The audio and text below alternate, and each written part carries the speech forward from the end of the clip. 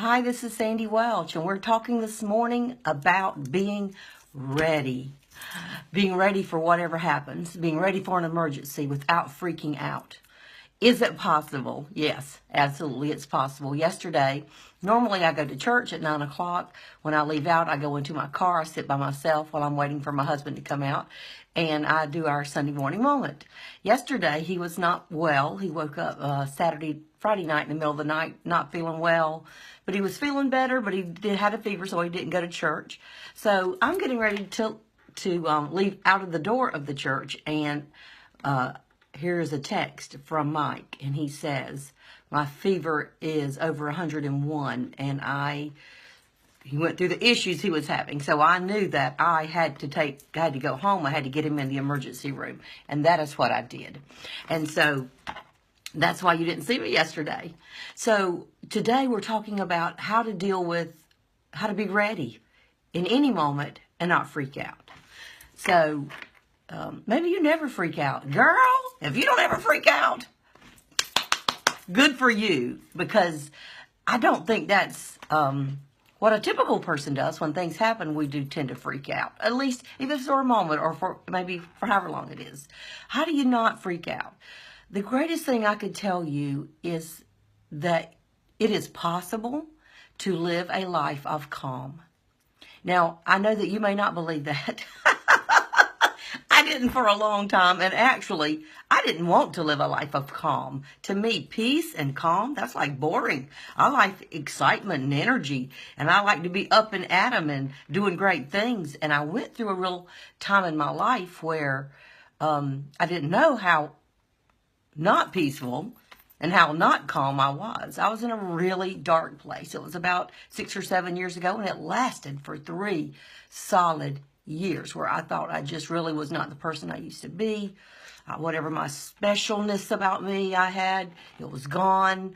What made me great, I didn't have it anymore. I had lost myself. I had lost my uniqueness. I had lost my giftedness. And it was a very discouraging, dark time for me.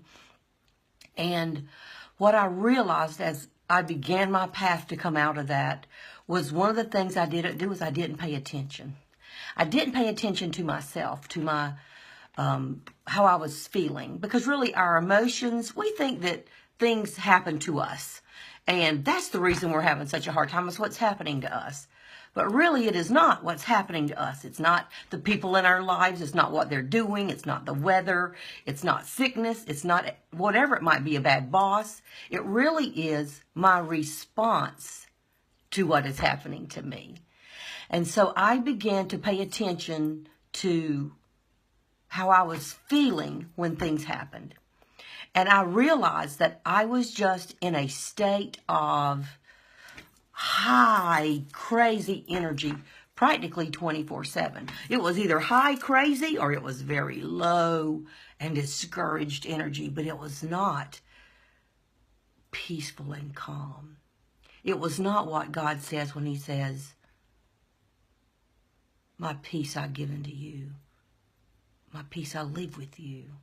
It was not the calm, the peace that passes understanding, the calm that comes when there is not fear and worry and anger and anxiety and stress and retaliation and etc. So how did I get out of that? This is really simple, ladies. Y'all are going to think it's kind of too simple. But really, it is about making the crazy thoughts think, because it's not what happened. It's what we're thinking about what happened.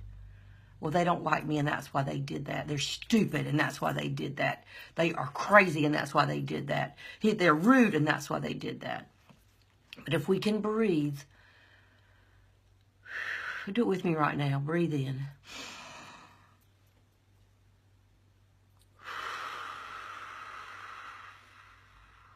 Let's breathe in again.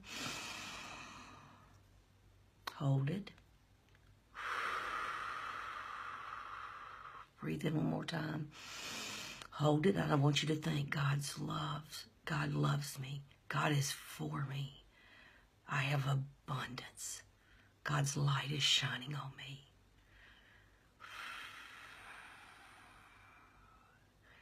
When you breathe 3 times and you're thinking the thoughts of abundance and love and light and faith, somehow or another that crazy just seems to get to a place where it's not in control. Now, I will admit sometimes I might have to breathe 7, 8, 9, 10 times. It doesn't matter. Breathe and make the crazy thoughts stop, and then tell yourself, I'm good. Brain, that you're reminding me of all these terrible things I've been thinking for so many days. Brain, I'm good. I'm safe. Me and God, we got this. I'm good. I am strong. I am powerful. Me and God, we've got this. And you keep saying it until your brain will shift from that crazy place to a place of calm. And you have one job. That job is to pay attention to how you're feeling about what happens, so that when your feelings get crazy or very sad or hopeless, despondent, or angry, whatever the extreme is, that you can recognize it, not judge yourself about it, but just say, I just felt that. I just got kind of angry, or I just got sad feeling.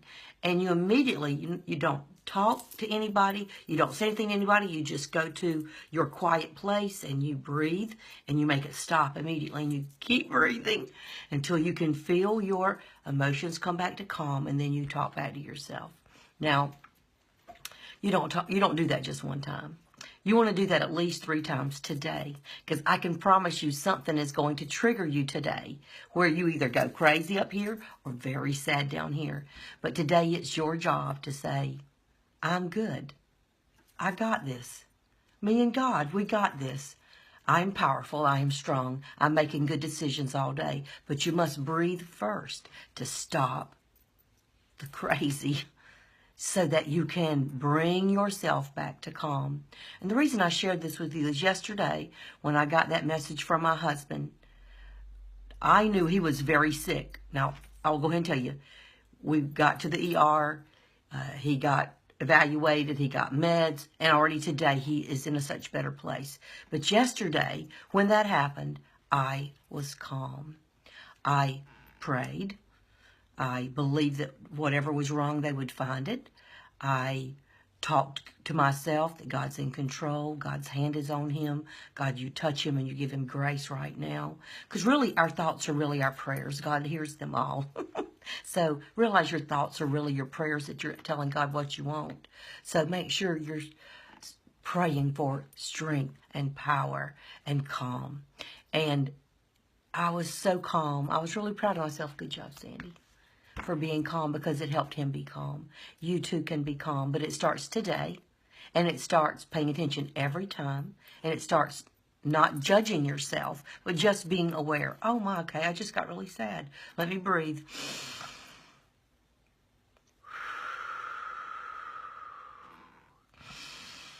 God's love, God's light, God's abundance for me.